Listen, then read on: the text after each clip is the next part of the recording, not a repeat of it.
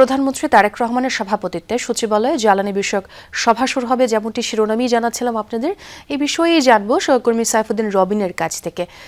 রবিন, সভাটি আসলে কখন নাগাদ শুরু হতে পারে হয়েছে এবং আজকের আলোচনায় কোন বিষয়গুলো গুরুত্ব পাবে? এখনো সেই সভা শুরু হয়নি, হওয়ার কথা রয়েছে জ্বালানি বিষয়ক একটি সভা, যেই সভায় শেষে হয়তো গণমাধ্যমের মুখোমুখি হয়ে বিদ্যুৎ ও জ্বালানি মন্ত্রী ইকবাল হাসান মাহমুদ টুকু তাঁরা কোনো সুনির্দিষ্ট নির্দেশনা দিতে পারেন।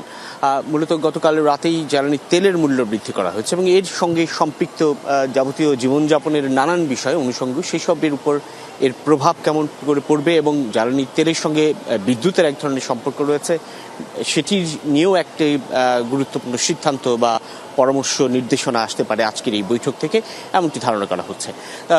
ইতিমধ্যেই পানি সম্পদ বিষয়ক একটি সভা অনুষ্ঠিত হচ্ছে প্রধানমন্ত্রীর সভাপতিত্বে, যেটিকে লক্ষ্য করে যে বৈঠকে অংশ নিয়েছেন পানি সম্পদ মন্ত্রী শহীদুদ্দিন চৌধুরী অ্যানি এবং প্রধানমন্ত্রীর তথ্য বিষয়ক উপদেষ্টা ডক্টর জাহিদুর রহমান, তাঁরাও রয়েছেন প্রধানমন্ত্রীর সঙ্গে এই বৈঠকগুলোতে। এবং প্রধানমন্ত্রী আজ দুপুর 12টা নাগাদ মূলত কার্যালয়ে প্রবেশ করেন, যেহেতু গতকাল প্রায় ভোর রাত পর্যন্ত দলীয় কর্মকাণ্ড সম্পাদন করতে বেশ সময় লেগেছিল।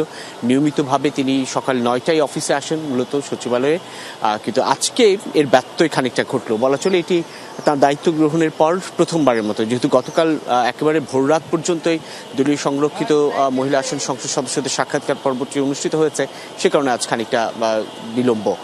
তবে এই নির্ধারিত যে বৈঠকগুলো, সেই বৈঠকগুলো অনুষ্ঠিত হওয়ার কথা রয়েছে এবং পরবর্তীতে এই বৈঠক শেষ করে মন্ত্রিপরিষদ বিভাগের সামনের এই জায়গাটাতে হয়তো বা গণমাধ্যমের মুখোমুখি হতে পারেন দায়িত্বশীল কর্মকর্তারা, মন্ত্রীরা, এবং এরপর অন্যথায় এখানে না হলেও তারা তাদের কার্যালয়ে আজকের এই বৈঠক নিয়ে একটি গুরুত্বপূর্ণ সিদ্ধান্তের বিষয়ে প্রধানমন্ত্রীর নির্দেশনার বিষয়ে তাদের অবস্থান তুলে ধরবেন। অনেক ধন্যবাদ রবিন আপনাকে।